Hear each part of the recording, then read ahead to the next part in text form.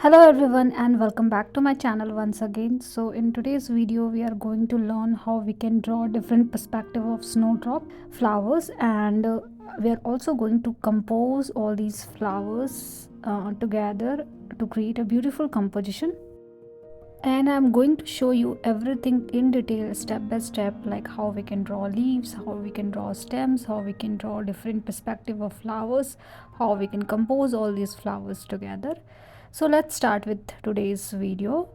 So let's start with the stem first. So when you see the snowdrop stem, so it is divided into two sections. The lower one is a little bit on the dark side, like dark green, and the upper area is on the lighter green side.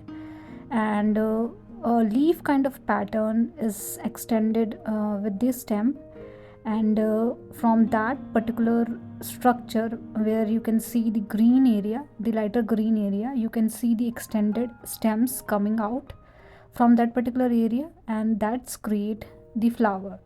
So you can create something like this: a stem, an extended smaller leaf, and then flower. So for the flower bird, we can create a bulb kind of structure like this, oval kind of shape, and then you can create longer leaves like this around it. So this is the stems and the flower bird. Now let's learn about the flower perspective. So for the first perspective, you need to create a oval kind of shape. You can make it tilted towards left, right, downward. These flowers are usually on the downward side, so I am going to create all the flowers towards that side only, little bit towards left and right. Then you can create an opposite U kind of shape to create a base of the flower in the green structure, and then you can create the inner layer of petals. So we are seeing only one petal from the inner side, and then three petals outer. This is bigger in size, the outer petals are bigger in size, and inner petals are usually not visible, but you can keep some perspective wherein you can see the inner petals as well. Now let's create one more. So I have created a round kind of structure, and then start creating three petals. One can be overlapped with another or little bit hidden from the another petal, and then little bit of inner petal you can see. So something like this also you can do. So basically we are repeating almost same kind of stuff, but little variation in the flower. So let me create one more which is facing towards downside, exactly downside, and this is the fully bloomed flower. So you can create two petals left and right like this, and then the inner petal visibility like this, and then one petal at the back side of the inner petal.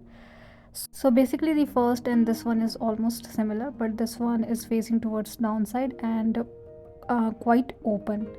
Now likewise you can create many different perspective, tilted towards left, right, upward direction, downward direction. So if you feel like it is a bit difficult for you, so you can create something like this, three petals like this and the base of the flower. That is the simplest form to create the snowdrop flowers. And same ways you can change the direction and repeat the same thing, creating three petals, three outer petals, and inner petals are invisible. These are the simplest perspective of flowers you can create. And then you can create stems, extended part of the stem, and then the leaf. Now let's trace everything with the help of pen. I'm using needle pen, you can use normal ball pen also, it's totally fine. So let's trace everything quickly with the help of pen so that you can see all these structures, all the petals, and all the flowers clearly. And you can do extra bit of detailing as well in the flower petals and the leaves if you want to, but we're anyways going to create a beautiful composition out of this particular flower. So I'm going to show you everything in detail when we create our composition. So let's quickly trace everything with the help of pen, and then we're going to start with the composition.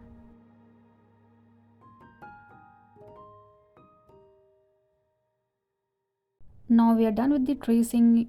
You can rub all the unwanted pencil mark, and then you can start thinking about the composition. So I have created a box, a frame for myself, so that I cannot go beyond that, but it's optional. If you want to keep things on the loose side, you can do it directly in the sheet. Now I'm creating three perspective of the flowers. One is facing towards the downside, and this one is like we are seeing the inner petals as well, and we are creating three outer petals, little bit closed side.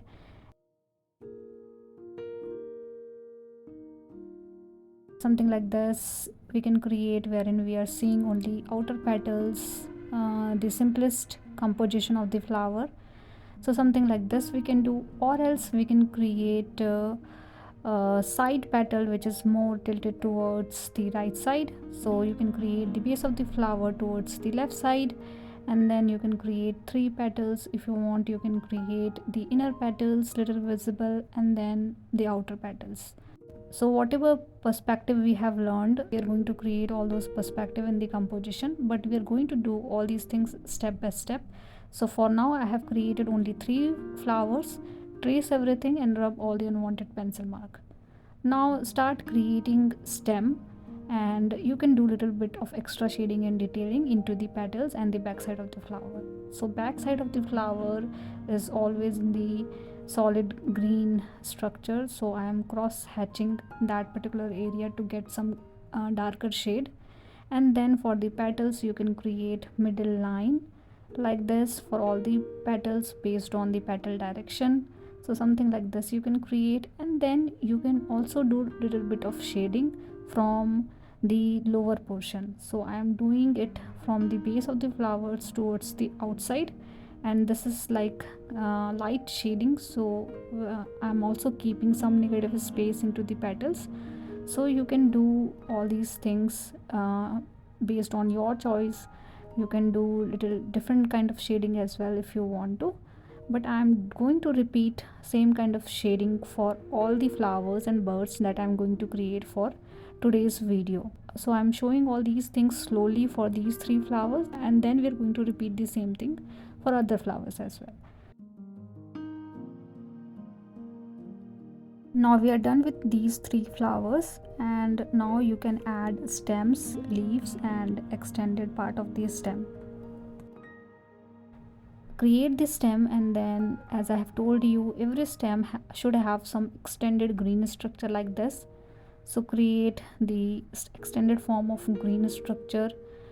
Based on your composition you can create your stems. So mine is like curved for the flower, and the extended structure that I can see for each stem, and the straight stem I am creating. So I'm creating all the stems and the extended part of the stem for all the three flowers, and I'm literally trying to concentrate on these three flowers for now. So I have created stem and the extended part. Now you can create leaf, little longer pointed leaf, something like this you can do. You can create your own composition, you don't have to copy mine. Go slowly and step by step. So let's trace the stems and the leaf area that we have created for these three flowers, and then we are going to create few more flowers and flower birds, and we are going to complete our composition. So trace everything slowly.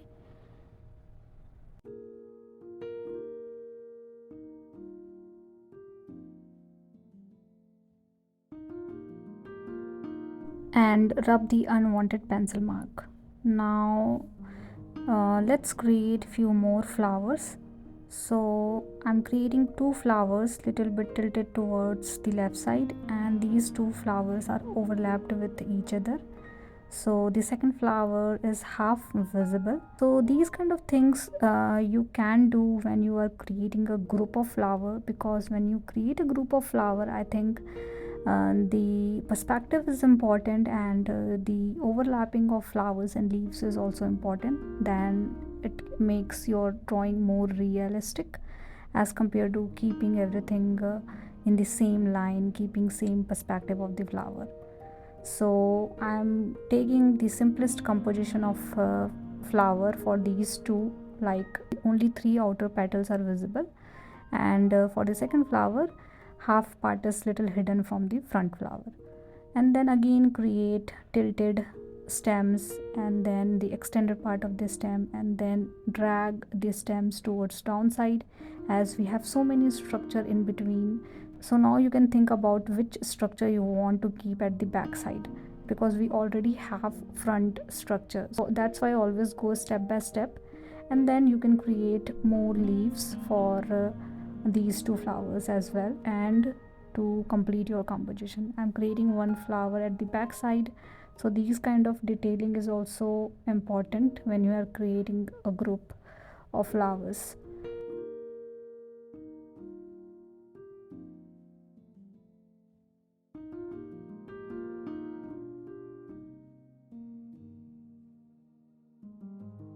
Now I think I should also create few flower buds as well. So I'm creating two flower buds. Flower buds are very simple. You can create an oval kind of shape and some lines in between to make it look like these are the flower buds. And then you can repeat the same thing for the stems, leaves, and the extended part. You can create bunch of stems at the base to make it look like multiple stems and leaves are going around this particular area. And then you can trace everything with the help of pen. So do it quickly. I'm going in a speed way so that we can save our time, but you can take all your time to trace things slowly and gradually. For tracing, I'm using 08 mm needle pen. Again, you can use normal ball pen as well if you don't have all these fancy pen with you, and trace everything slowly.